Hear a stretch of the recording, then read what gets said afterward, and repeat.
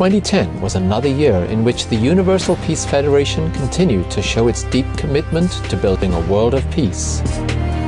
UPF carried out over 200 activities in almost 80 nations, many of them in support of the United Nations mission.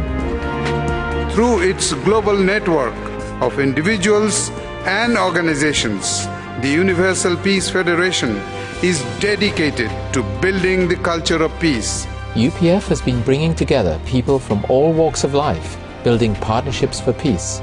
Government leaders, faith leaders, academicians and women leaders, youth leaders, business leaders from the private sector, all are needed to work together collaboratively. With the Universal Peace Federation, which is the able UN, which lifts up faith in God, we will accomplish our goals.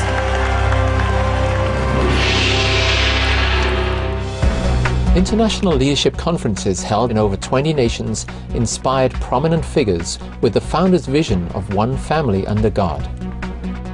We are sharing the best value that different nations and different continents has about family, about our life, about religion. I'm particularly encouraged by Reverend Moon's focus on strengthening the family as the school of love and the cornerstone of peace. Legacy of Peace events were held around the world to honor men and women who had devoted their lives to peace and to mark their passing into the afterlife. The first of these was held at the United Nations following the passing of General Alexander Haig.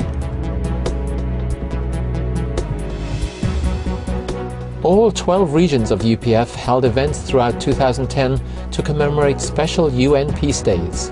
We are grateful that the region took upon themselves to celebrate and to augment the work of the United Nations in more than 80 nations with over 200 events. One such event was Women's Day, held in 10 countries, including one at the United Nations in New York City. The ambassador of Sri Lanka and the ambassador from Iraq shared some very important, significant improvements for women's situation in their country. You see women from Africa, from Asia, from Europe, the United States, from all over the world coming together, having the same goal, the same ideas that we can make a difference. Humanitarian work was carried out by UPF chapters throughout the world, including relief efforts in Haiti and Pakistan. An exciting event was held in New York to mark Africa Day, which also celebrated the 50th anniversary of independence for 17 African nations. The program was attended by all the ambassadors from the African Union and their wives, together with many officials from the United Nations, including the Secretary General, who gave congratulatory remarks. I thank you very much, Universal Peace Federation, on this very happy Africa Day. Let us rededicate ourselves to our partnership in the pursuit of peace and progress for all Africa's people. To mark the 10th anniversary of the UPF founders' call for the creation of an interfaith council at the UN, UPF held a series of consultations on this issue. Liberals and fundamentalists in all three faiths must build bridges and attempt to avoid future confrontations. An interreligious council at the UN could assist them by holding conferences, workshops, etc., designed to reduce tensions. We gathered in various nations around the world experts in the field of religion and diplomacy to reflect upon Reverend Moon's initial proposal, also examining the good steps forward that have been taken at the UN with a series of resolutions that are gradually building toward the establishment of an interreligious council within the United Nations system. Under the guidance and vision of its international chairman, UPF continues to pursue its interfaith work. A tour to visit sacred sites around the world was launched, with particular emphasis on the Middle East.